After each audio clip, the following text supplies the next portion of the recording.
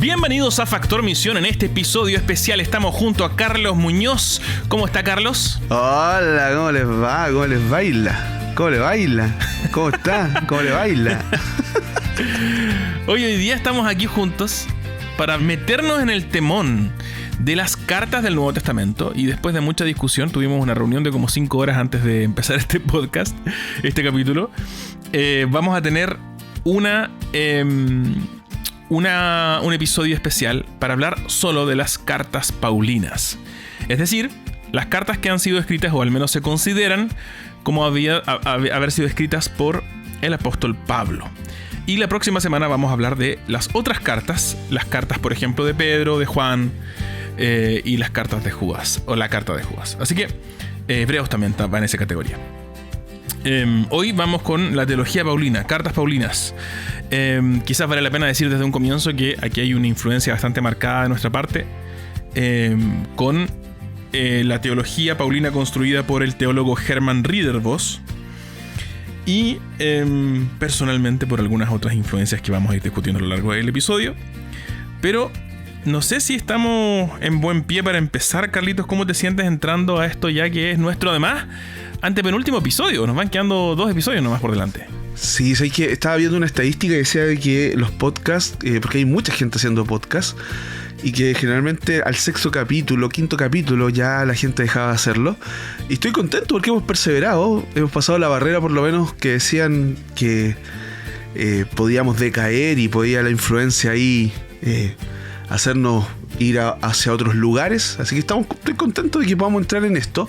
Podamos entrar en esto desde esta perspectiva, desde el estudio de las cartas paulinas, que son, la verdad, súper maravillosas. Ya decíamos la última vez que nos juntamos que Lucas es muy importante para el Nuevo Testamento, pero Pablo también tiene, obviamente, un peso muy grande en todo lo que tiene que ver con el desarrollo de la iglesia. Porque si nosotros vemos la estructura de Hechos de alguna manera, Hechos nos va contando cómo la iglesia se va expandiendo. Y estas cartas nos cuentan un poco más de lo que está pasando dentro de esa iglesia.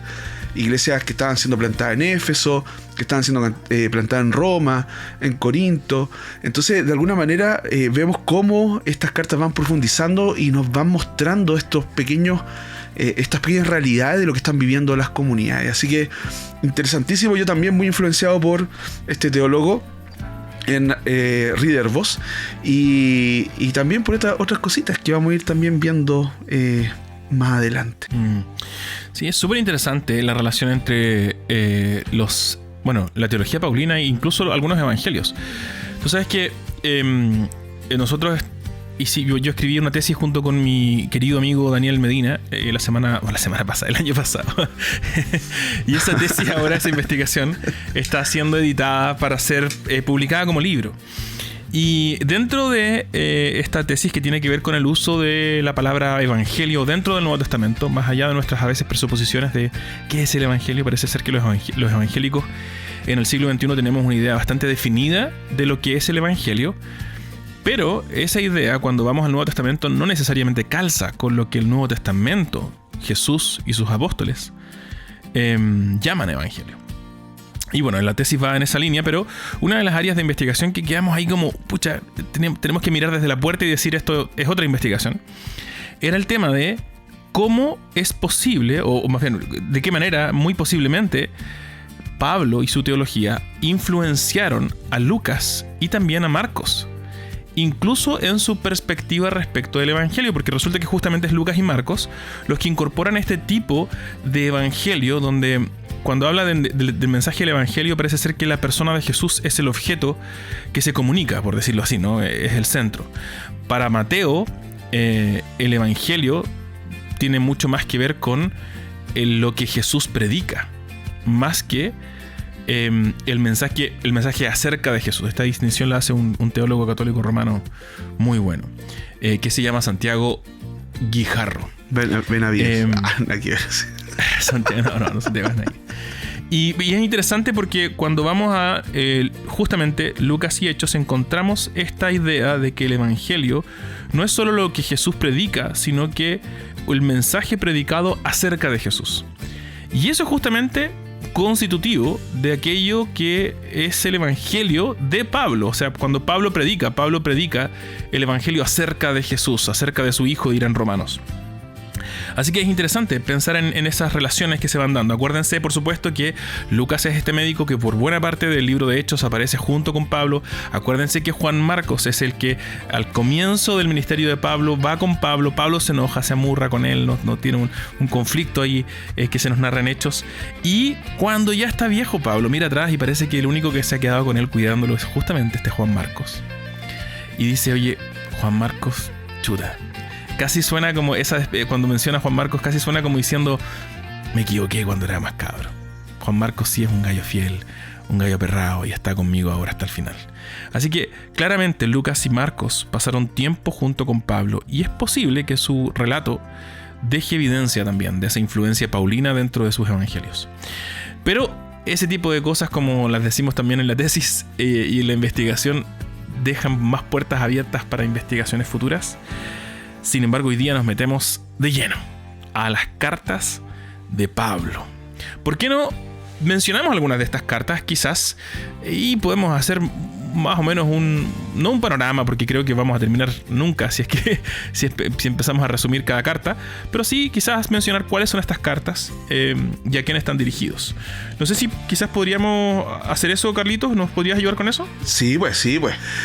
Nosotros dentro de la narrativa, nosotros nos encontramos con diferentes tipos de cartas y con diferentes tipos de propósito para el pueblo que estaba siendo dirigido. Entonces, no sé si a ti te va a gustar cómo yo lo divido, ahí tú puedes hacer tu previa división, pero por lo menos tenemos cartas, por ejemplo, a los romanos, que es una carta estrictamente doctrinal, 1 y 2 de Corintios, que es una carta a una iglesia que está en conflicto, Gálatas, que también es una carta muy doctrinal y que habla de la justificación por la fe, Efesios, que trata el tema de la unidad de la iglesia, Filipenses, que habla justamente Pablo en sus momentos más críticos de cómo los filipenses estuvieron ayudándolo y dándole aliento. Entonces esto es una carta de mucha alegría, digamos, para Pablo, para agradecer a los filipenses lo que están haciendo. La iglesia de Colosa, que está hablando también acerca de la supremacía de Cristo, de la importancia de vivir en Cristo. Primera y segunda de Tesalonicenses, que son cartas que hablan acerca más de esta segunda venida y que van aproximándonos más al libro de Apocalipsis. Primera y segunda de Timoteo, que son estas epístolas pastorales que tratan el tema del liderazgo, la organización de la iglesia, que le habla a este joven Timoteo que está ahí pastoreando la iglesia de Éfeso. A Tito, que era una carta que estaba destinada para instruirlo en la organización y lo que es la iglesia. Filemón, que es la carta donde nosotros nos encontramos con este Filemón, Onésimo, que hay una pelea, una disputa. Entonces Pablo manda a Onésimo donde Filemón y hay una suerte de reconciliación entre ellos dos. Entonces, por lo menos tenemos estas características y estas cartas que Pablo está trabajando con la iglesia y con el desarrollo de la iglesia en los tiempos bíblicos. Sí, es interesante esta estructura que nos planteas. Efectivamente, esas son las cartas, por cierto. No sé si estoy completamente de acuerdo con la manera en que lo resumiste. Me cuesta pensar que haya una iglesia pero sin embargo tengo que decir que la manera en que tú, por ejemplo, cuando hablas de Romanos como una carta doctrinal, me cuesta digerir eso. Pero por supuesto que tiene contenido doctrinal. O sea, todas las cartas son en ese sentido doctrinales, teológicas. Pero al mismo tiempo eso no quita la realidad de que todas las cartas de Pablo están siendo usadas, son producto de una intención de Pablo para la iglesia. Y esa intención a veces es una intención explícita, a veces no, en el texto. Pero siempre hay una intención de por medio. Y normalmente esa intención tiene que ver con algo que la iglesia, con algo que Pablo quiere que la iglesia haga, o con algún cambio que Pablo piensa que es necesario hacer en la iglesia, justamente con alguna circunstancia particular que la iglesia esté viviendo. Y me pasa con Romanos, que sigo pensando que ahí también hay una circunstancia que está viviendo la iglesia y que necesita ser de alguna manera dirigida con la autoridad del apóstol Pablo. Doctrinalmente, ¿no? Por supuesto, pero ese es mi punto. Si el punto es hacer una diferencia entre unas y otras, me parece que todas las cartas son doctrinales, todas las cartas son enseñanza. La idea de la doctrina es la enseñanza, Y por supuesto que eso lo vamos a ver en distintas partes, pero a veces en nuestro contexto, y eso es lo que estoy tratando de huir, para eso déjame explicarte de dónde estoy huyendo. A veces en nuestro contexto, a causa de nuestra profunda influencia con la ilustración y la idea iluminista de teoría práctica, pensamos que cuando hablamos de doctrinal estamos hablando de ideas teológicas. Y Pablo no hace otra cosa sino rebelarse contra esa división. Para Pablo no hay ideas teológicas sin práctica teológica. La idea y la teoría y la práctica son una sola cosa. Y de hecho es interesante porque vamos a ver justamente eso desplegado en buena parte, si no todas, sus cartas, donde hay una teología, una verdad teológica que define la manera de vivir del pueblo de Dios. Y quizás, ya que estamos hablando de eso, deberíamos meternos en estas divisiones. Yo estoy de acuerdo contigo en las divisiones generales. Creo que por un lado hay cartas a iglesias, yo diría en situaciones particulares, y por lo tanto Pablo ofrece implicancias particulares del evangelio para esas situaciones particulares. Pero también cartas pastorales son tradicionalmente conocidas, que justamente son Timoteo, Tito, y que son, entiendo que incluso Filemón a veces se considera carta pastoral, y que tiene que ver principalmente con esta idea de un mensaje más bien de carácter pastoral, uno a uno, ¿no? La razón por la cual estas cartas tienen nombres de personas en su título es porque están dirigidas a personas particulares. No así las cartas circulares o las cartas a las iglesias que envía Pablo en otros contextos como Romanos, Efesios, etc. Así que creo que estamos de acuerdo. Partamos por ahí y hablemos un poquito acerca de los grandes rasgos de estas cartas. ¿Por qué no nos metemos ahí, Carlitos? Ya, pero empieza tú ahora, porque ya que no estuviste de acuerdo conmigo, veamos cómo tú puedes definirlo de una mejor manera. No, pero no estoy de acuerdo solamente en ese punto. Mi hermano, no se ponga tan sensible. Yo pensé que ustedes, los presbiterianos, no eran sensibles. No.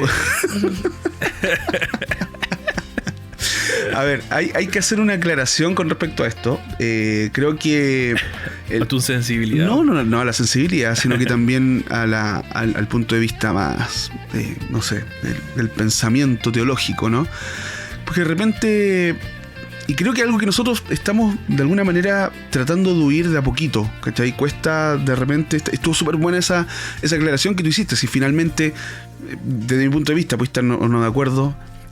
pero desde mi punto de vista, claro, Romano hace esto de poder mostrar vida práctica y trata algunos temas que son importantes en la comprensión, por lo menos de lo que significa y lo que implica la salvación. O sea, ahí nosotros hay enseñanza propiamente tal. O sea, de hecho, cuando nosotros queremos hablar acerca, no sé, de salvación, cuando queremos hablar acerca de justificación, automáticamente nos vamos a Romanos. Cuando queremos hablar de la esencia del pecado, automáticamente nos vamos a Romanos, porque nosotros nos encontramos ahí con una descripción, con una explicación de lo que implica y lo que significa esto. Y es interesante también porque cada vez que, por ejemplo, Romanos toca el tema de la salvación y toca el tema de la redención, Pablo lo que hace comúnmente es volver al Antiguo Testamento. Y eso es interesante porque para explicar, por ejemplo, redención, tú tenés que saber qué pasó en Egipto. Y ahí nosotros nos damos cuenta de cómo es importante la influencia del Antiguo Testamento hacia el Nuevo, y de cómo los temas no son diferentes, ni en el Antiguo ni en el Nuevo Testamento, sino que hay una unidad. Cuando Dios habla de restauración, habla de una cosa. Cuando Dios habla de redención, habla de una cosa, que es la liberación del pecado, de la idolatría de tu vida, y esta entrega a Cristo. Es maravillosa la explicación. Entonces, ahí nosotros tenemos que estar muy atentos. Lo que te decía es que para nuestra, no sé, un poco para también ir encaminando nuestra conversación, nosotros tenemos que saber de que hay dentro de la teología reformada, no sé si ya lo hemos hablado de esto o lo hemos dicho, hay por lo menos dos corrientes. La corriente que se considera la teología reformada continental y la teología reformada escocesa, que agrupa ahí más los teólogos alrededor de la Confesión de Fe de Westminster, que son teólogos que están reaccionando obviamente a un tiempo. Y tenemos desde el otro punto de vista a estos teólogos que están caracterizados por una influencia más holandesa. La teología continental es más holandesa, y estos teólogos como por ejemplo Kuyper, Bavinck, Vos o Ridderbos, que nosotros iniciamos, tienen un acercamiento más a la teología como no tanto de la teología sistemática, sino que de la teología bíblica. O sea, lo que ellos están intentando hacer es poner la teología bíblica y no imponer al texto la teología sistemática, que pasa mucho en la teología más escocesa, y intentan explicar entonces la Biblia y estos temas desde ese punto de vista, o sea, desde la Biblia, y cómo la narrativa bíblica te va mostrando y dando un énfasis con respecto a lo que nosotros estamos diciendo. Entonces cuando yo entiendo, no sé si estoy en lo correcto, cuando tú dices no estoy de acuerdo, es un poco para huir de esa categoría de sí.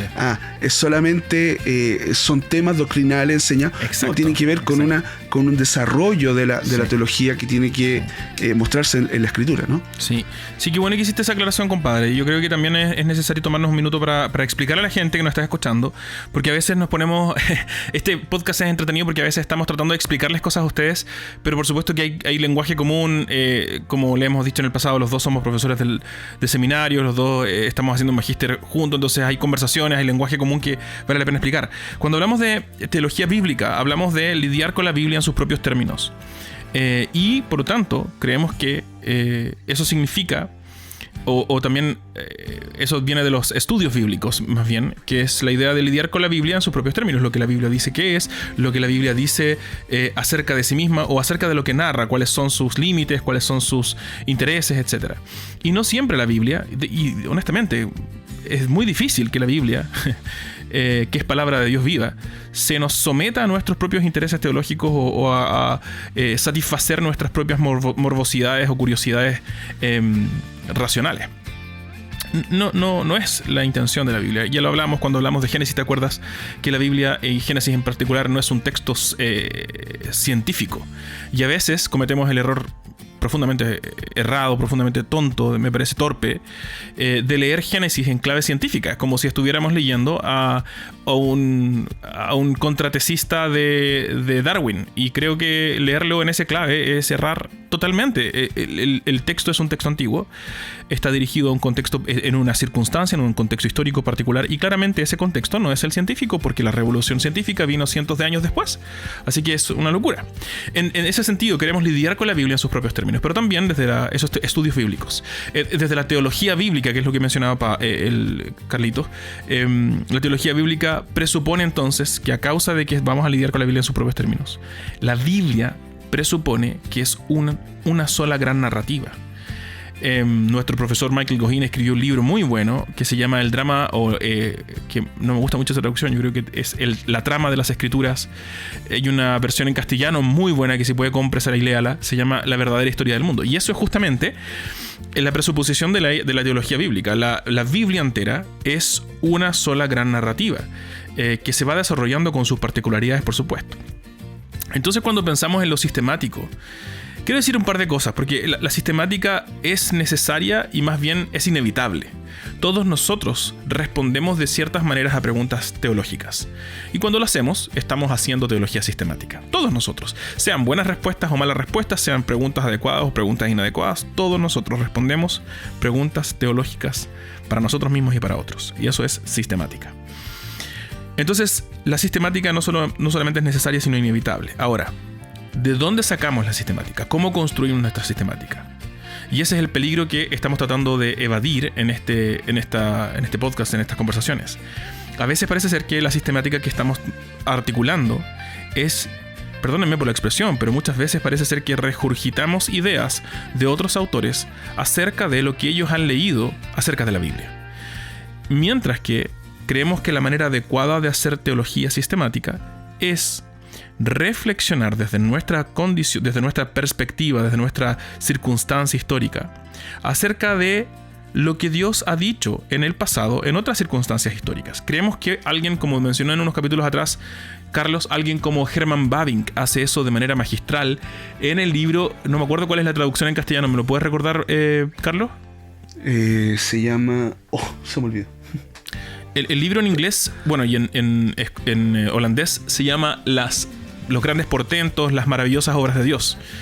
Pero no tengo claridad de cómo se llama aquí en castellano. Algo también con las obras de Dios. El Dios El Dios maravilloso, nuestro Dios maravilloso se llama. Nuestro Dios maravilloso, sí. Nuestro Dios maravilloso. Perfecto, ese libro. Entonces, y él lo hace magistralmente así, pero muchas veces la manera en que nosotros consumimos teología sistemática es básicamente afirmar ciertas verdades al vacío. Y cuando vamos a la Biblia, y hay un autor que me gusta mucho que tiene un libro que se llama Predicación Expositiva, y él dice esto: a veces vamos a la Biblia como un borrachito, no para iluminarnos, sino para apoyarnos en él. Como un borrachito que se apoya en un poste, ¿no? En una lámpara de estas públicas.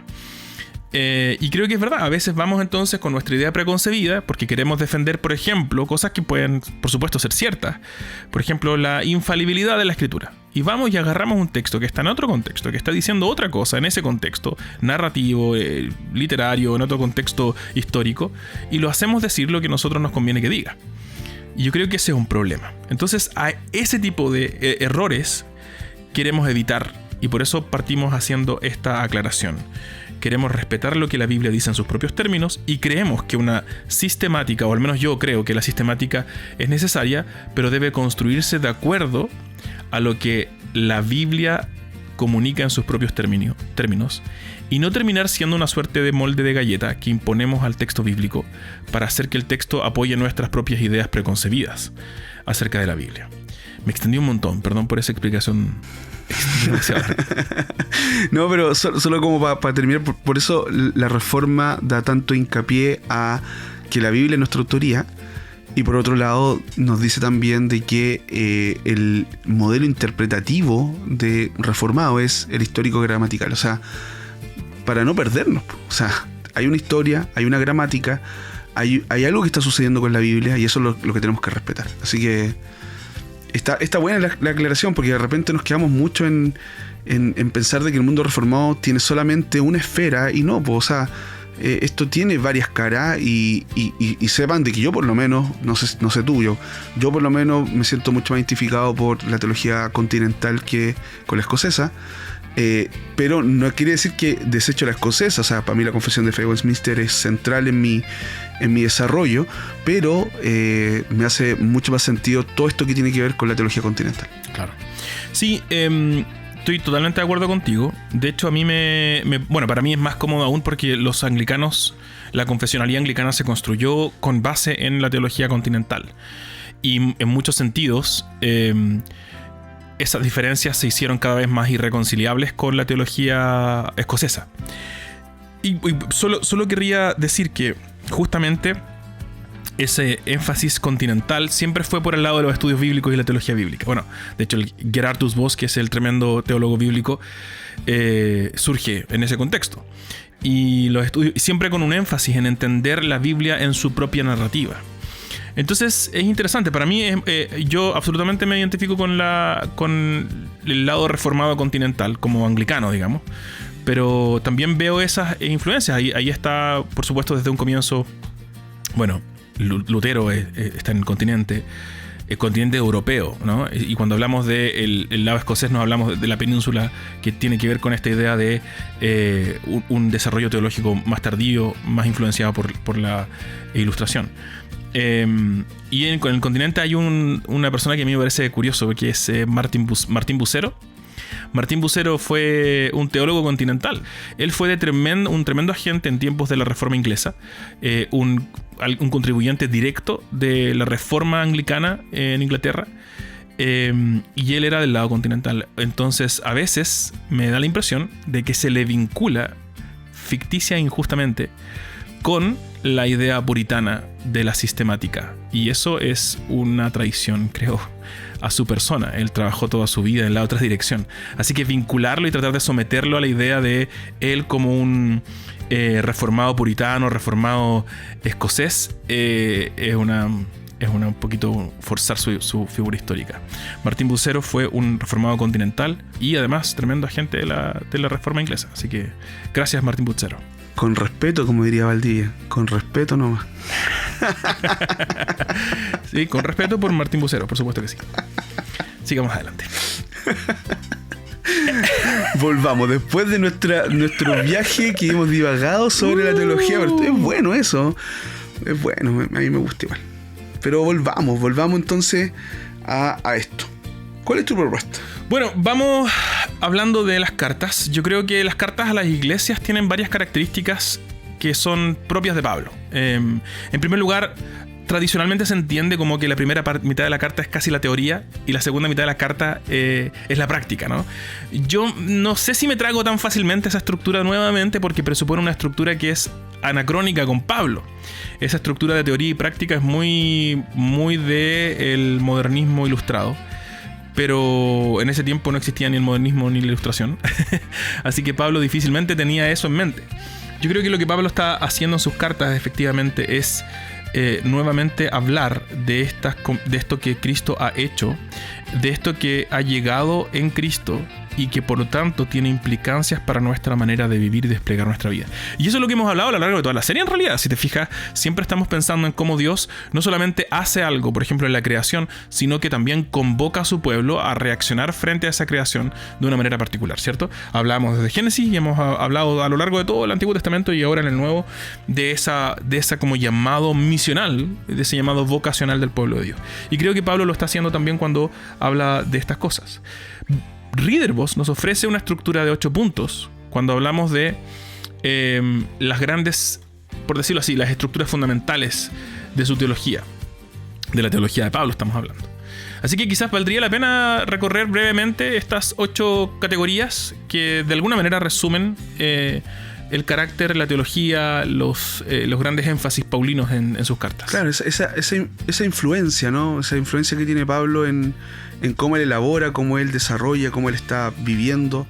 Y creo que, claro, Ridderbos nos ofrece una explicación acerca de esto, tomando en cuenta una cosa que hemos venido también hablando y dando el énfasis desde el primer capítulo, que finalmente el pueblo de Dios, el que está desarrollándose la historia de la redención. Entonces, el énfasis que por lo menos a mí me gustaría darle es sea siempre pensando en el pueblo y cómo se va desarrollando y cómo va expandiendo y cómo va cumpliendo la misión de Dios. Entonces, en ese sentido, cuando Ridderbos hace esta explicación de la influencia, del énfasis de Pablo, entonces la primera cosa que vemos es el cumplimiento del tiempo, las cosas viejas, la nueva creación, cómo se cumple el tiempo y cómo nosotros estamos insertos de este cumplimiento por la gracia y por la venida de Cristo, y esa es una influencia grande con respecto a Pablo. Sí, todo el rato. Entonces el cumplimiento del tiempo tiene que ver con esto que ha venido en Cristo, que es de alguna manera, y nosotros en otros contextos hemos hablado de esto como la superposición de épocas, ¿cierto? Como el cambio de eras también, que es un lenguaje de Pablo, que en el fondo es, Cristo ha venido a inaugurar una nueva era y a clausurar la era antigua. Se ha cumplido el tiempo, ¿no? Este tiempo final programado, establecido desde el comienzo, ha llegado. Y ha llegado en Cristo. Las expresiones como decías tú, justamente son el cumplimiento del tiempo, la plenitud del tiempo, etc. La idea es que Cristo desde un comienzo, o más bien el Señor Dios, desde un comienzo ha planificado este plan histórico redentor, va a decir Ridderbos. Gálatas 4:4, por ejemplo, dice: cuando vino el cumplimiento del tiempo, Dios envió a su Hijo, nacido de mujer y nacido bajo la ley. Ese pleroma, tou, cronos, esa plenitud de tiempo, es el énfasis de Pablo, que el tiempo se ha cumplido, que Cristo ha venido, que hay una nueva creación y que este Cristo es el énfasis, y desde ahí parte entonces esta nueva creación. Exacto, y esta plenitud del tiempo entonces tiene que ver de nuevo con el fin de lo antiguo y el comienzo de lo nuevo. Y para Pablo constituye un eje central de su teología, de su mensaje, de su proclamación evangélica, si se quiere, ¿no? Y a veces no lo consideramos mucho nosotros. La idea es que esto antiguo, la era de las enfermedades, la muerte, la corrupción política, las sociedades injustas, tantas cosas, ¿no? Esa era ha llegado a sus últimos días. Cristo le ha puesto fecha de vencimiento y ha inaugurado una nueva era que comienza ahora, que comenzó en su primera venida y continuará por la eternidad. Así que ese sería el primer tema grande en las cartas paulinas, el cumplimiento del tiempo. El segundo es el misterio de Cristo. El misterio de Cristo, la idea de alguna manera de que en este nuevo tiempo, la nueva creación ha venido en Cristo.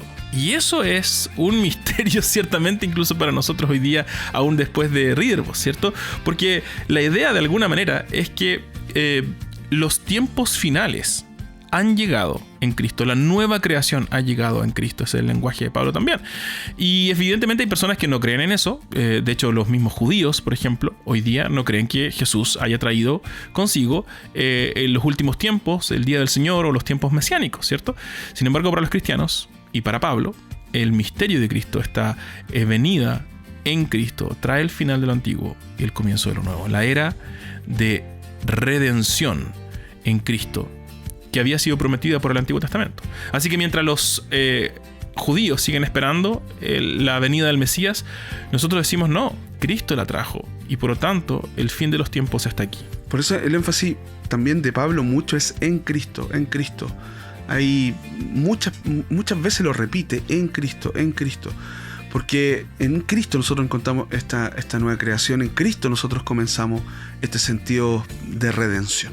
Entonces, obviamente que esto trae es como un eco. O sea, yo decía en la iglesia, es que hay una canción de Regina Spektor que se llama La Llamada, que decía de que un murmullo comenzó a hacerse cada vez más fuerte, más fuerte, más fuerte, hasta que se transformó en algo audible, y eso audible se transformó en un grito de guerra. Me encanta cómo lo pone Regina Spektor, esa es la canción de Narnia. Y creo que esto de Pablo es como lo mismo, es como este murmullo de Cristo, de Cristo viniendo, de estableciendo el reino, del ministerio de Cristo, ahí haciendo su voz cada vez más audible. Entonces va haciendo como un eco que va resonando y se va haciendo mucho y mucho más fuerte. Y por eso un tercer tema que nosotros nos encontramos aquí sería como el primogénito de los muertos y el postrer en Adán. Entonces cuando Riddervos habla acerca de esto y de este desarrollo, entonces dice, ok, este reino se está acercando, este reino se acercó con Cristo, está el cumplimiento del tiempo, hay un misterio de Cristo, pero también tenemos que entender que este primogénito de los muertos es este postrer Adán. O sea, todo lo que no hizo Adán, sí lo hizo este Cristo. Entonces, hablar de la antigua creación es hablar de este postrer Adán, hablar de la nueva creación apunta directamente a Cristo y a su obra redentiva en cada uno de nosotros. Entonces, hay un hecho, que te di el tema de la muerte, de la resurrección de Cristo, que son elementos inseparables para poder iniciar esta nueva creación. No puede haber nueva creación sin su muerte y sin su resurrección. Y creo que ahí va desarrollando la idea Riddervos de este Cristo que va creciendo y va haciéndose cada vez más audible a nuestra vida. Sí, es interesante porque a veces pensamos que la muerte, o se ve la muerte de Cristo y la resurrección de Cristo simplemente en términos de obediencia y vindicación, ¿cierto? O sea, la muerte de Cristo fue porque Dios le dijo anda a la cruz y él dijo, ok, voy a ir a morir. Y la resurrección es porque Dios dijo, bueno, tú moriste, entonces yo te vindico, ¿cierto? Que por supuesto que podemos encontrar ecos de ello en la Escritura, no es que no sea eso, sino que es más que eso. Porque la expectativa del Antiguo Testamento era que vendría un nuevo Adán. Y eso recorre cada página de la Biblia, lo hemos visto a lo largo de esta serie, ¿no? O de esta temporada, perdón. Como cada vez pareciera ser que el hijo de Adán, el Ben Adán, el hijo del hombre, viene, y quizás teníamos la expectativa de que lleguen a Abraham, pero no lleguen a Abraham, pero se le promete que vendrá su descendencia, uno de sus descendientes traerá bendición a todas las familias de la tierra, y seguimos esperando, y pasamos por Abraham, y pasamos por Jacob, Isaac, y chuta, cada uno es peor que el otro. Llegamos a David con la expectativa de que finalmente aquí está, este es el Mesías, este es el gran hijo de Adán, y bueno, él también peca, y sus hijos son uno peor que el otro, hasta que llegamos a Jesús. Y cuando llegamos a Jesús, entonces tenemos esta idea consumada del nuevo Adán. Él es el nuevo Adán, y este nuevo Adán que el Antiguo Testamento espera es aquel que inaugura la nueva creación. Trae consigo el fin de la antigua creación y el comienzo de la nueva. Así que cuando hablamos de Jesús como el nuevo Adán o el último Adán, el segundo Adán, va a decir Pablo, hablamos no solamente de Jesús como muriendo y resucitando en obediencia al Padre, sino de alguien que inaugura una nueva era. Y esa era es la era de resurrección. Eso creo que a veces lo pasamos muy, muy, muy por alto. El cuarto punto en el tema de Ridderbos, o lo que Ridderbos nos plantea como resumen de la teología paulina, es la palabra o el término en Cristo, con Cristo, ¿no? Allí el en Cristo de nuestras Biblias es un dativo instrumental que también puede traducirse como con Cristo del griego. Así que eso tiene que ver con cómo nosotros somos identificados individual y colectivamente con la persona de Jesús, al punto de que para Pablo nosotros hemos sido crucificados y resucitados con Cristo o en Cristo. Él es nuestro representante federal, como le gustan a los presbiterianos recordar. ¿Cierto? Él, si es que Adán era nuestro representante y fiel representante, porque guateó igual como nosotros guatearíamos, ¿cierto? Todo el rato. Entonces Jesús ahora es nuestro representante. Y Jesús es aquel en el cual se define nuestra condición humana y frente al Señor. Por lo tanto, Pablo va a decir que nosotros somos santos, justos, y va a hacer un montón de otras palabras increíbles y bonitas, pero todo eso es en Cristo. La razón por la cual nosotros estamos sentados en lugares celestiales junto con Cristo es porque estamos en Cristo, ¿cierto? Así es. Y luego de eso, entonces, el quinto punto de la teología y cómo va desarrollando el énfasis teológico, digamos, de Pablo, tiene que ver con el revelado en carne, ¿sí? Y este tema de la encarnación juega un papel importantísimo, porque obviamente empieza la iglesia a distorsionarse, y la venida de Cristo y la figura de Cristo empieza a distorsionarse con un elemento que increíblemente nosotros lo estamos viendo de vuelta hoy en día, por lo menos desde mi perspectiva, que es el gnosticismo. Y este gnosticismo, que creía más en un conocimiento de Dios a través del pensamiento, de la física, de la metafísica, empezó a hacer corrupta, digamos, la imagen de Cristo encarnado, llegando a decir de que Jesucristo no era verdaderamente humano, sino que un espíritu casi poseyó su cuerpo, y que cuando él iba a morir abandonó el cuerpo, y finalmente el que no murió no fue Jesucristo. Entonces, de alguna manera, la encarnación y estudiar de la encarnación y lo que Pablo está hablando con respecto a la encarnación tiene que ver con esto, con cómo la encarnación finalmente es una realidad, que la encarnación es un hecho concreto que muestra la bondad, la sabiduría, la justicia, el poder de Dios sobre nuestra vida.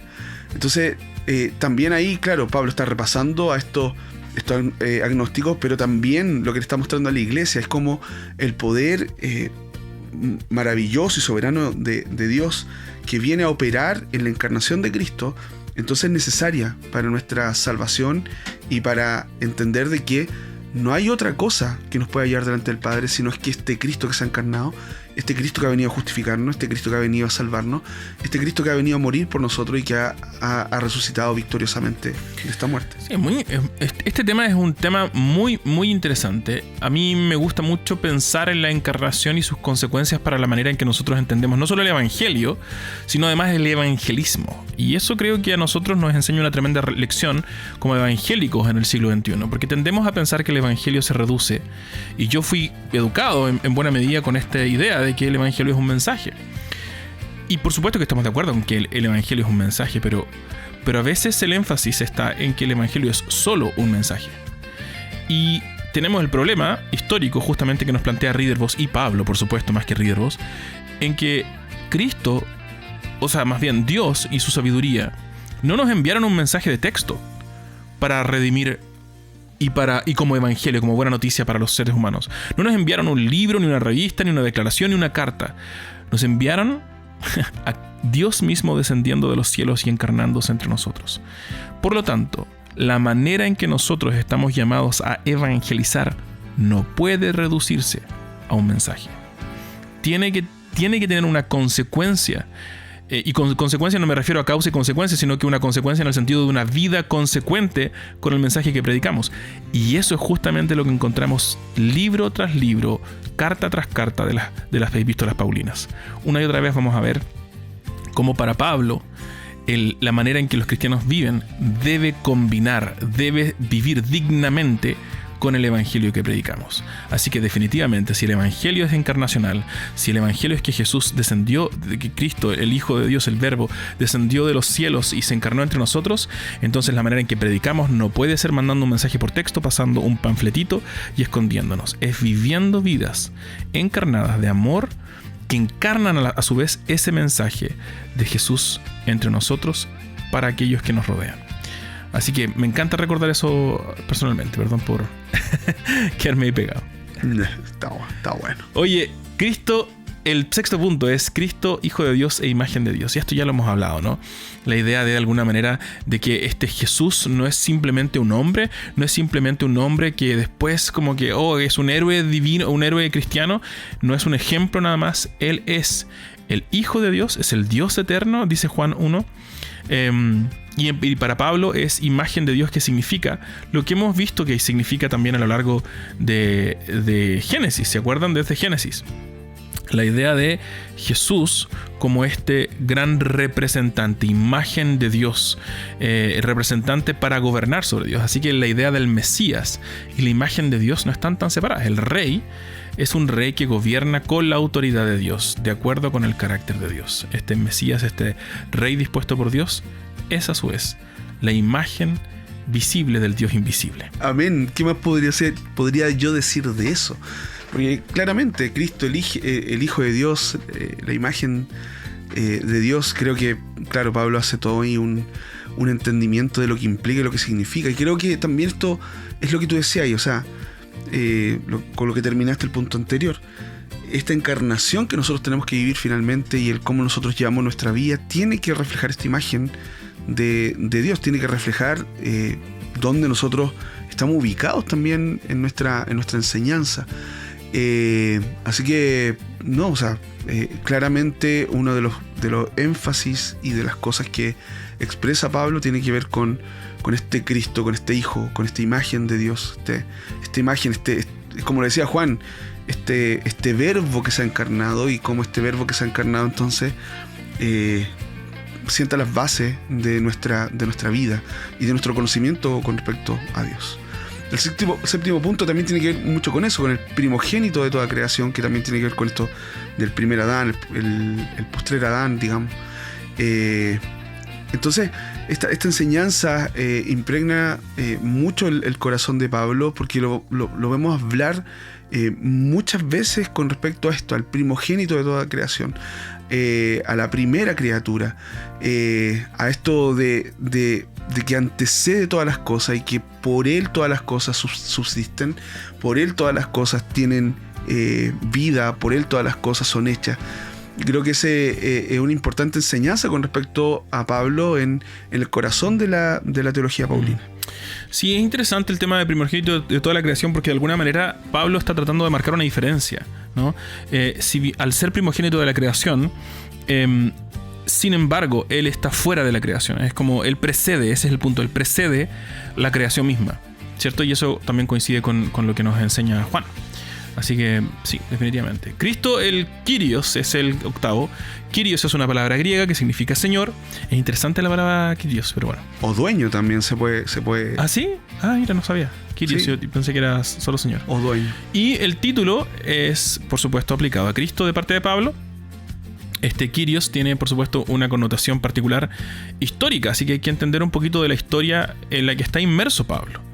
Tradicionalmente lo vemos con ojos desde del imperio o de la cultura greco-romana, pero hay que recordar que Pablo también es judío, así que para Israel el título Señor era un título aplicado exclusivamente para Yahvé, para el Dios de los hebreos, y por lo tanto cuando Pablo habla de Jesús como Señor, le está otorgando esa cualidad o calidad más bien divina. Está diciendo Jesús es Dios. En segundo lugar, en el contexto justamente romano, el emperador era Kyrios, así que de alguna manera cuando Pablo dice que Jesús es Señor, está diciendo que Jesús, ese Cristo crucificado, es el Señor, tiene el poder de un emperador de los cielos y por lo tanto está en directa oposición, en un sentido, con el gobierno humano del emperador. y sus propias, en ese contexto, sus propias demandas de adorarle como Dios. Y finalmente, en el contexto cultural griego, la idea de estos dioses griegos era algo bastante común. Y por supuesto, los dioses eran muy humanos, ¿no? No eran tan como nosotros tenemos esta idea de Dios, del Dios judío, pero los dioses griegos eran bastante humanos y de hecho envidiaban en muchos sentidos las vidas de los mortales. Pero jamás se les hubiera ocurrido la idea de un Dios dispuesto a encarnarse con tal de morir, para morir y resucitar. Así que la idea de Señor, de este título de Señor, otorgada a un hombre que había muerto y resucitado, era una locura. Por eso Pablo habla justamente de que para los griegos la cruz de Cristo es una locura, ¿cierto? Yo creo que esta es la idea más subversiva de Pablo en toda su teología. Porque como tú bien decías, ahí este era un enfrentamiento directo al señorío del emperador romano. Y a mí me llama mucho la atención una cosa, cuando Pablo está hablando acerca de estas cosas, cuando Pablo está hablando acerca de este Kyrios, de este señor, y obviamente que por esto representaba el pueblo judío una amenaza para el imperio romano, el no reconocer al César como el señor, era una cosa que llevaba mucho conflicto. Pero aquí es cuando nosotros nos encontramos a Pablo diciendo y haciendo las cosas que más a nosotros nos llaman la atención. Es como tú, siendo un hijo de este Kyrios, de este Señor, de este Dios, eres completamente diferente y respondes de una manera diferente al imperio y a las cosas que te puede ofrecer un imperio o una sociedad. O sea, trasladémoslo un poquito para nuestro contexto, ya no tanto el imperio romano. Y es importante ver cómo si el sistema te dice de que Él es el Señor, de que Él te puede dar todas las cosas, la felicidad, te puede dar la tranquilidad, te puede enseñar cómo criar a tu hijo, que te puede dar la felicidad en tu matrimonio, en la economía. Bueno, esta idea del Kyrios no es solamente esta idea de, bueno, voy a reconocer al Señor como el Señor, sino que reconozco al Señor como el Salvador, el dueño absoluto de todas las cosas.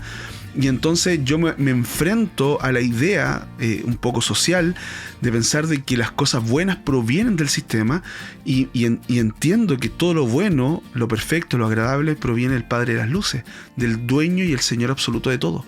Entonces creo que por eso es una idea muy subversiva, porque es una idea finalmente que enfrenta este pensamiento romano de pensar de que una persona te podía dar toda la felicidad y todas las cosas que tú necesitabas, para decirle al pueblo cristiano: no, es el Señor dueño de todo, el que te pone en una posición de hijo. Entonces tú tienes que vivir de una manera diferente y actuar de una manera diferente y buscar las cosas en otras fuentes y no en estas cisternas rotas que no retienen el agua. Exacto. Entonces me parece tremenda esta idea de Pablo. Y quizás el punto con el que podemos de alguna manera resumir todo Pablo, ¿no?, y las estructuras de sus cartas en particular, es justamente que los cristianos que hemos decidido, o a quienes se nos ha conferido el derecho de identificarnos en Cristo, están llamados a vivir vidas entonces que hablen de esa identificación en Cristo. Por lo tanto, nuestras vidas ya no son nuestras, sino del Señor. Todas. Nuestras finanzas, nuestras agendas, nuestras energías, nuestras decisiones vocacionales, de dónde vamos a vivir, dónde vamos a trabajar, todas esas decisiones, toda nuestra vida debe gritar, como bien decía nuestro querido Abraham Kuyper, otro gran exponente de la teología continental. No hay un solo centímetro cuadrado en todo el universo sobre el cual Cristo no grite: mío. Así que Pablo está tratando de alguna manera encarnar esa idea en cada una de las cartas que encontramos en el Nuevo Testamento. Es la idea de que la iglesia viva realmente como lo que dicen ser: el pueblo de la nueva creación, la nueva humanidad que ha sido convocada y de alguna manera engendrada en Cristo. Y que tampoco es opcional, ¿no? Exacto. Yo le decía el domingo a la iglesia, de repente nosotros tenemos esa idea de como que el Señor me dice: oye, mira, yo te salvé, yo me encarné, morí por ti, resucité. ¿Te interesaría vivir una vida para mí? ¿Te interesaría vivir una vida en luz? ¿Te interesaría ser parte de este pueblo que revoluciona las estructuras sociales? de repente pensamos que Dios no está hablando en esos términos, así como sería una opción para ti, y no, pues, o sea, cuando nosotros vemos la Biblia, vemos que esto no es opcional. O sea, si Cristo se encarnó, resucitó, si trajo una nueva humanidad, si las cosas viejas pasaron, si tú estás ahí en la posición de amar a Cristo, entonces no es una opción de vida. Lo que Dios te está llamando es a que tú determinantemente en tu pensamiento digas: yo vivo para Cristo. Como Pablo, para mí el morir es ganancia, pero si sigo vivo es por ti, y es para ti, y es para tu gloria, y es para disfrutar de ti, y es para poder vivir contigo. Entonces tenemos que tener súper en cuenta eso, de que no es opcional. Exacto, y quizás la opción que sí deja abierta Pablo es: si tú no quieres vivir así, si tú no quieres entregar toda tu vida a Cristo, ningún problema, pero no te atrevas a llamarte cristiano, porque los cristianos son el pueblo que halla su identidad en Cristo y por lo tanto vive de una manera en que reflejen esa pertenencia a Cristo. Amigos, ha sido una excelente conversación.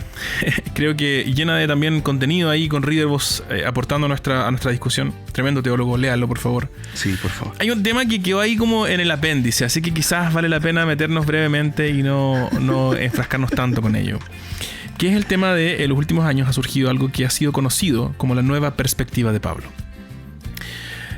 Este es un tema que a mí me apasiona, que a mí me gusta meterme en el tema, y creo que a veces desde nuestra vereda conservadora, reformada, se puede leer de una manera un poco tacaña esto y se confunden distintas perspectivas acerca de Pablo. Y esto es algo que ya lleva varias décadas, así que de nuevo no tiene mucho en la nueva perspectiva, y dentro de lo cual se tienden a agrupar posturas bien poco agrupables, es decir, bien contradictorias entre sí mismas. Hay algunos que quisieron, pero bueno, en cualquier caso, la presuposición de la nueva perspectiva de Pablo es, en primer lugar, que necesitamos entender a Pablo ya no simplemente como un teólogo, y en particular a causa de la influencia protestante que tenemos de Lutero y Calvino, donde fueron principalmente a Pablo, o al menos Lutero. Tenemos que dejar de leer a Pablo simplemente como un teólogo protestante y tenemos que comenzar a leer a Pablo como un rabino judío del Segundo Templo, del tiempo de la era de Jesús. Y creo que esa presuposición otorga nuevos resultados, nuevos cambios que hay que hacer ajustes a nuestra teología.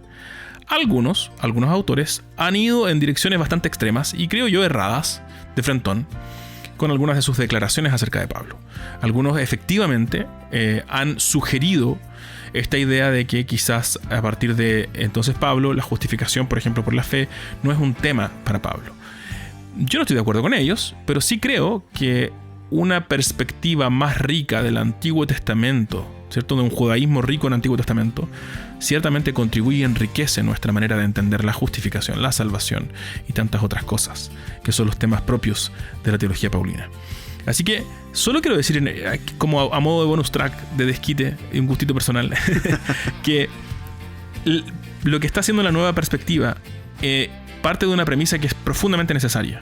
Necesitamos evaluar a Pablo en su propio contexto, porque Pablo es un rabino judío, un fariseo del primer siglo, no es un teólogo protestante del siglo XVI.